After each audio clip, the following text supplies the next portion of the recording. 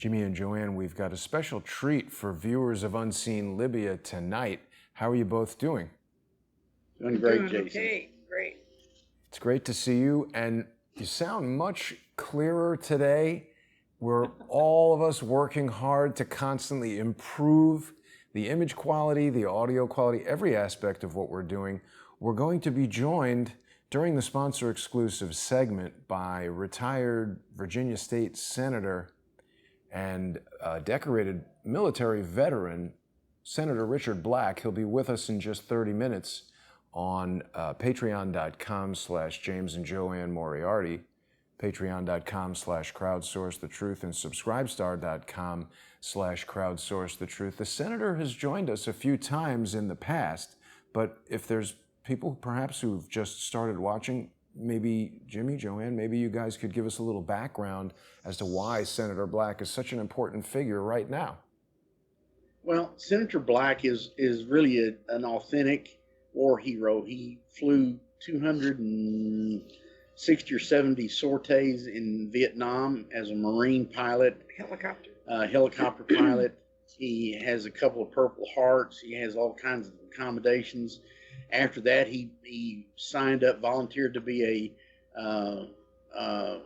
FAC, he's a FAC person. FAC, a forward air controller. They have the highest fatality rate of any position in the military. They're the ones out in front calling in the strikes and everything. And then after that, he became went back, studied law, and he became a JAG officer. At one time, he was the ranking attorney in the Pentagon. He had under his area of control Europe. After that, he started his law practice, and he specialized in asylum cases. And then later on, he became a state senator from Virginia, served there honorably for another 8 years, and just retired just recently. And he is the only honest politician we have ever met. He's a great guy. He works hard. He's on his own time. He flew to Syria twice to try to validate what was going on over there. He maintains close contacts with those people, and he's got a big heart. He cares about what's happening in the world. He wants justice for people. He wants freedom for people. He speaks out about it, and he researches it, and he's a real honorable guy. Really Plus, honorable guy. Yeah. I've got to tell you, he's a tough as an acre of snakes. His hobby is gathering up poisonous snakes for medical research. And like he says, he gets bit a couple of times a year, but this guy is, he's a real man's man, and he's a great guy, big-hearted, a family man. He's just everything that we would hope our politicians were. He's a leader. He's a genuine leader, We're so honored to call him a friend. He's a great guy. Yeah, and he has made the bold move of not only as a politician and a military veteran, he's the consummate diplomat. He went to Syria, as you said, Jimmy. He met with Bashar Assad. It's interesting how Google searches for this meeting used to bring up a lot of images of Senator Black meeting with Bashar Assad. Here we can't even see Assad's face, but I guess they've just been pushed down the Google search line, not finding them as easily today as I have in the past. But Senator Black has toured some of the destruction in Syria, and I think you're right. He's a leader. He's someone who has the wisdom, the experience, the knowledge, the skills to really make decisions that other people don't even have the ability to understand, from a military standpoint, a legal standpoint, a diplomatic standpoint. We'll talk to him in a bit about what might have happened to some of these images that you used to be able to Google that are gone. They've been scrubbing him because they really don't like a truth teller out there. Let me give you a little insight. When he went to Syria, he said he wanted to go to the areas where the Christians were being crucified, where the damage was being done, and they said, "Oh, it's very dangerous." And he said, "That's where I want to go. I want to go talk to the people." And he went there with a small entourage of defense people and stuff, and he would stop and talk to the small farmer and the goat herder and stuff like that. And he went back a second time, and he said the second time he went, he said the security needed was a whole lot less. But I mean, he went out into the areas where there were terrorist attacks all the time. The guy is, you know, he's a truth seeker and a truth teller. He's a hero. He's not a fearful person. He trusts, you know, himself and his God, and he goes about doing the business for humanity. On our show tonight, we'll ask him to talk about President Assad, because his opinion, he met both Assad and his wife, is very enlightening, and everybody needs to hear what he has to say about Bashar al-Assad and his wife. He talked to the Syrian people to find out what they thought of their leader, and they all love him. And of course, in the last election they had, he got something like 86% of the vote. And of course, Assad the did. U.S. Yes. And of course, the U.S. and all the other usual suspects didn't like that election result. But what can I say? Here's the picture I was looking for. So this is a picture that clearly shows the senator seated in the office with Bashar Assad. We got it in a tweet from somebody else, but this is Yandex, the Russian search engine. You know, I don't know too much about it, but here's the picture of Bashar Assad meeting with Senator Black. I mean, this is just like sort of like step one, basic level, like what we would want a diplomat, a politician to do. There's a problem in a region. Here we have a man steps up as a leader. He goes there. He talks to the president. He surveys the area. He talks to the people. This is way different than what we've seen from other representatives, John like McCain. Well, exactly first who of I all, was thinking about. all the other politicians, when they come, they bring their son, their nephew, their brother with them in order to negotiate some kind of multi-billion-dollar scheme. You know, that's the modus operandi for the usual suspects. Senator Black has never done that. In fact, he drives himself. He doesn't have he's one of the most down-to-earth guys you'll ever meet. Man. Yeah. Yeah. And of course, when John McCain goes to Syria, he's not meeting with the president or the locals. He's meeting with well-known terrorists, members of ISIS, facilitating the destruction of Libya and Syria. Sorry, JoAnne, please go ahead. No, that's okay. You said exactly what I was going to say. John McCain, he always would turn his hand open. He says, "I've got a real bad itch in this hand. Can you do something for it?" Yeah. So, you know, I mean, it's criminal. Every time he went to Libya, he got a $10 million cash gift. Every politician went to Libya during the 2011 received a big cash payout. And we also have seen that famous image of John McCain and Lindsey Graham and this guy. Yeah. Bill Hodge. Meeting with Bill Hodge. Hodge. And then who's this other guy? Senator Blumenthal. Blumenthal, right. Yeah, I think it's Blumenthal. That's what I was talking about. Yeah, they're getting awards for handing Libya to a terrorist. The terrorist is the guy on the other side of McCain.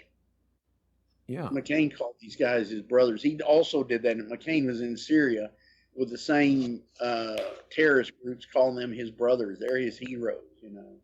Well, speaking of heroes, there's been a big flap in the news, these allegations that Trump had disparaging comments about particularly war veterans of the Vietnam War. We can ask Senator Black what he thinks about that. Well, you know, the guy that put that out has now admitted that was a bald-faced lie. Really? And who was that? Yeah, I've got it on Pocket, but I don't have it up here in front of me. Had we had our regular show, I would have brought that forward. But he admitted the whole thing was a lie, and you know there was no truth in it. But you know the problem is you've got everybody in D.C. is such it's like a ball of snakes. You know, they're all just one big mess. And we don't have two political parties. We've got one group of mafia that are in there running their schemes and their scams and everything. We don't have none of us have any representation in D.C. And so they always try to make Trump appear to be the underdog, because Americans love to defend the underdog. But really and truly, Trump, he's not in charge of the foreign policy. He's only allowed to do certain things, and he may have a good heart. He may be wanting to do good things, but really the guys running the show, the bureaucrats and the national, the different CFR and all those, they really have their agenda, and that's what they're pushing forward. And I think Trump was probably given part A of the two-part kill deal that Chip Tatum talked about. I think his whole family's been dosed. And if he doesn't do what he's told, then they all get a heart attack, And I'm sure they used to blackmail people. Now they don't do it. They tell them, you will die if you don't do what we say. And so it's a real unfortunate state. I don't think that we, the people in the United States, can coexist with these foreign corporations that are running everything. I don't think we can coexist with them. It's just they've gone too far, and we have to do something to bring this country back to a constitutional entity. Yeah. Well, real quickly, the guy who wrote the article for The Atlantic, I think he wrote it. He's the editor, Jeffrey Goldberg. This thing here in The Spectator is saying that he's frequently weeping in his office. That's kind of unusual for an adult to do at work. I don't know. I haven't heard him admit that it's a lie. He's tired of a liar, I guess. I think it was on RT or it was on what's the one that Fort Russ, what is the other one we look at all the time? Fort Russ. Yeah, Fort Russ. I think it was in their release today. Well, we'll keep looking at that. Spreading fake news, Fort Russ. I agree. So this might be it. Yeah, there it is. Yeah. It says The Atlantic's Jeff Goldberg spreading fake news on Trump's military remarks was key Iraq war propagandist. There's a copious amount of blood on Jeffrey Goldberg's hands, according to this article by Shane Trejo of Big League Politics. Latest phony media controversy to malign President Trump and impede his America First agenda is pertaining to comments he allegedly made to disparage military personnel in 2018. The claim, published in The Atlantic, is that Trump called fallen soldiers suckers and losers. It just doesn't seem like that's not something Trump would say. No, I'm sorry. I don't think so. He's pro-military. He doesn't ever say anything like that. Yeah, I mean, he would say it about John McCain for specific reasons, and I agree, as do you, JoAnne. Yeah. And John Kerry, there were a up. lot of them that, John Kerry was another class example. But, Trump was in a military academy. He learned honor and respect, and he graduated, I think, top in his class. He was very well respected. They said he was a great guy. Why would anybody that has been brought up to understand the military ethic, if you would, and turn around and say something like it just doesn't make any sense. Yeah, he also, I mean, usually when he's disparaging someone, there's a very specific reason. I don't think Trump necessarily spits out these kind of broad, random comments that would insult everyone, particularly when he knows he's the president and everything that he's doing would be scrutinized. It really doesn't ring true at all. And, I think people have come to realize that Jimmy probably is not so enthralled with Trump at this point. So from that standpoint, I think his commentary, JoAnne, perhaps has more value on this particular topic than you or I, because people would just say, oh, well, you guys are defending Trump no matter what. It's interesting to see that Jimmy agrees. This doesn't seem like something he would say. No, there's plenty of rocks I can throw at him. But this is one that it has no basis in reality. It really just does not wash at all. But, this is a desperate agenda of these media guys that when the people are finally awakening to the hoax that's been played on us and all the lies that we've been told, and when we see all the leaders, all of them, I don't care who they are, you see this drunk Pelosi flying in a private jet supplied by the U.S. taxpayers, just to have her hair done, flying to California to get her hair done. Oh wow! And, I didn't know that. Oh yeah, she's got a plane. That was part of the Speaker of the House has a private aircraft at her disposal. What? Her booze bill the last year before she was out as speaker for a year or so, her booze bill that year was like $180,000. Booze on the airplane. She flies her family back and forth Yeah. all the time. Wow. Why No, should it's she such- have that? She should have to take a commercial flight. She represents the people. Oh, but that's Yeah. one of the perks, Well, but those guys vote themselves whatever kind of perks they they give get away themselves with. the perks they want. This is the corruption in our government. These guys should never be allowed to vote whether there's term limits or not, to vote their perks, to vote whether they get Social Security or not, what kind of. They're all hustlers. They're in 2 years and they get full retirement. Yeah, they're all hustlers. This because they vote that themselves. That's crazy. Yeah. Well, she flew out to California and didn't wear a mask at the salon. That I And saw. that's what we're talking about. And she has destroyed that salon now. Blamed it. Said they set me up. Wow. And so the salon has lost all their business. Yeah. And the woman's receiving threats, I heard. Yeah, and the governor of South Dakota has put out her hand and said, "Please come to South Dakota. We'll welcome you." Yeah. I wonder if she'll move. Yeah. Yeah. She's a bit of a celebrity. All these hair salon owners, it's interesting because, my friend who owns the hair salon is having a lot of financial problems. That woman in Texas, that was a hair salon. Now we have She's Nancy. running for office. She's running for office. Yeah. She Shelley decided to do Luther, it. she's running for Texas House of Representatives in her district.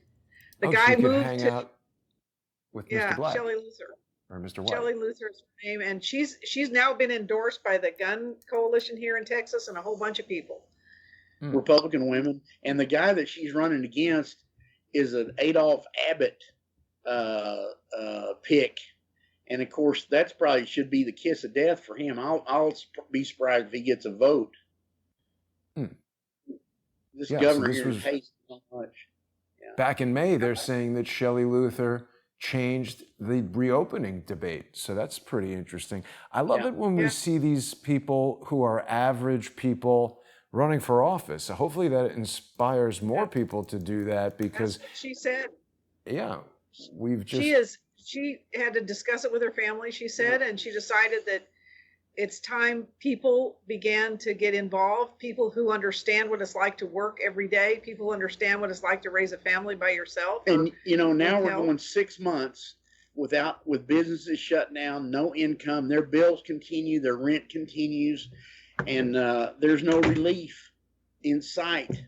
And the irresponsibility of that, it's now the CDC's come out and said there's only 9,200 deaths attributable to COVID-19. 9,200 in the United States. Yeah, with no comorbidities.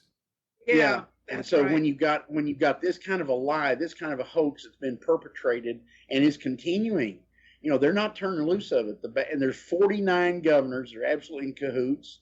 Beginning 14 years ago, the bad guys started infiltrating their minions in the health departments all over the world. And so the health departments are now running our government. Not one of them elected to anything. They don't have any right or entitlement to be dictating what's happening to all of us. They aren't yet doctors they're doing even. And all the politicians are going right along with them. So, this is going to piss everybody off because people can't afford to pay their bill. This month in September, the amount of mortgages they're going to be in that people cannot pay their mortgage payments is going to be above 30%. Whoa. Right, beginning this month, it's the highest, and these people have no opportunity. They don't have any savings. They don't have any credit cards left. And how does that work? How in the world could any government strip the people of their homes? This is evil. With a phony scamdemic. And they all knew it. Yep. Yeah. So the Washington Post is reporting that an indicator that presaged the housing crisis is flashing red again. This is from July, and 3.4% of Americans became at least 30 days delinquent on their mortgage in April. So this is a problem that's, I guess, just growing, and that's April, and now we're in September. But one of the reports that I read, one of the inside reports, because they were analyzing, these were the computer models that were analyzing the people's ability to pay. and there's more than 30% of the people do not have the ability to pay.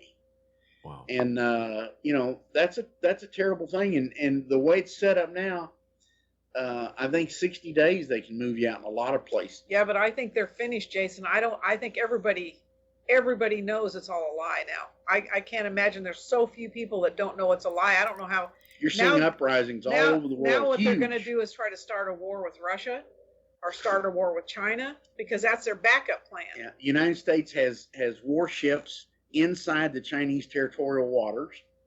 The United States is having live fire exercises within a kilometer of the border of Russia and Poland. These are absolutely acts of war. Like the Russians said, we don't know whether the weapon headed our direction is nuclear or not, but we're going to react as though it is nuclear. So, and the U.S. keeps trying to provoke Russia into starting something, or China into starting something. And the other thing, the U.S. has been instructed by the Security Council of the UN many, many times to get their ass out of Syria. They just ignore it. Wow. And this article in the New York Times is telling us about how these 2 aircraft carriers have been sent in a significant show of force. We can see some F-35s on the deck. So this is also July 4th. 2 American aircraft carriers sailed to the South China Sea. We're getting close to the end of our segment here. We're going to be transitioning over to the sponsor exclusive portion of the show on patreon.com/James and JoAnne Moriarty and subscribestar.com and patreon.com/crowdsource the truth. The one last thing I wanted to ask you guys about, I know this isn't so much of a Texas story, it's happening in New York, but the state attorney general here has basically declared war on the NRA, and it's just come out a couple weeks ago that an Emmy award-winning producer, David Mackenzie, is apparently at the center of this New York lawsuit to shut down the NRA. Did you hear what Trump said about that? Trump made a remark. I'm interested to hear it. Trump said to the NRA, he said, move to Texas. That's what you need to do. Well, I'm just curious to learn more about, first of all, the shape of this guy's head. And second of all, about how is this guy pivotally involved? And anytime I hear that somebody like this, I mean, a Hollywood producer supporting the NRA, that's interesting. He lent his boat to the CEO of the NRA, Wayne LaPierre, for a trip to the Bahamas, and they're saying that this is, an improper use. It's a financial contribution to the charity. It's very similar to what was happening with Jeffrey Epstein's jet and Bill Clinton on some of his Clinton Foundation escapades. So we'll have to see if the New York State Attorney General is going to treat the NRA in the same way that they'll treat the Clinton Foundation. But it's interesting that an Emmy Award winner is now at the center of this. I've been looking into news related to the Emmys because they've decided to sue me. Yeah. But this is, again, part of what these guys, and by these guys I mean social engineers, this is what they're trying to do to shut our show down. They don't want people to see these broadcasts on YouTube. They don't want thousands of people around the world to learn the truth about the Libyan situation and what went on in 2011. For people who are seeing us for the first time, Jimmy and JoAnne were there in Libya on the ground from 2007 to 2011. They've put together a DVD that people can purchase. It contains photographs and videos that they personally took. They haven't won any Emmy Awards for this DVD, but I highly recommend that people purchase it. It's $15, $5 for shipping within the United States. You can get it at LibyanWarTheTruth.com. And of course, people who sponsor Jimmy and JoAnne on Patreon, you're going to get free shipping, so you save $5. Basically, could make your first month of sponsoring Jimmy and JoAnne totally free. It's a great way to do that, and it keeps this kind of independent reporting coming to the viewers. The Emmys like this system where multi-billion-dollar corporations sponsor the free programming, whether it's on TV or YouTube, that people are getting. But what they're actually doing is they're buying your ability to choose what you might listen to. So we'll be back in just 5 minutes. Any last words before we? Yeah.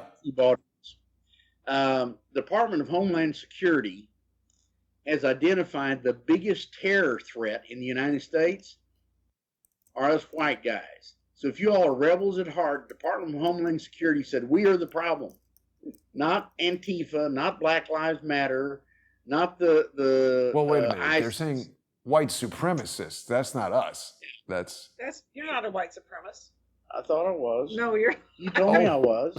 I'm not. I never told you that. No. No, but this is what they say, white supremacists. I see a lot of white people who are disrupting businesses and smashing things. They've arrested some college girl from Connecticut. She was white. I wonder if she's a supremacist. No, she's probably a leftist. They invented that term because I can promise you, I don't think I've ever had any special benefits from the color of my skin.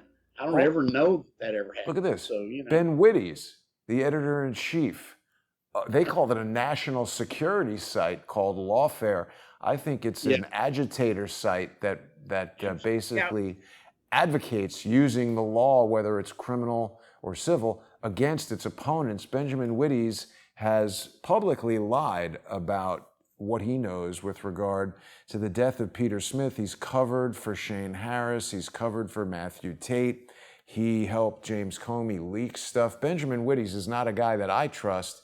And the Lawfare blog is not a national security site. It's a threat to national security, if it's anything. Yes. But we'll be back in just a few minutes. We're going to transition over to Patreon and Subscribestar now so we can meet the senator. I hope everyone will join us. Please sponsor Jimmy and JoAnne on patreon.com/James and JoAnne Moriarty. You can also sponsor this program by going to subscribestar.com or patreon.com/crowdsourcethetruth. We'll see everybody over there in just a few minutes. Thanks for watching.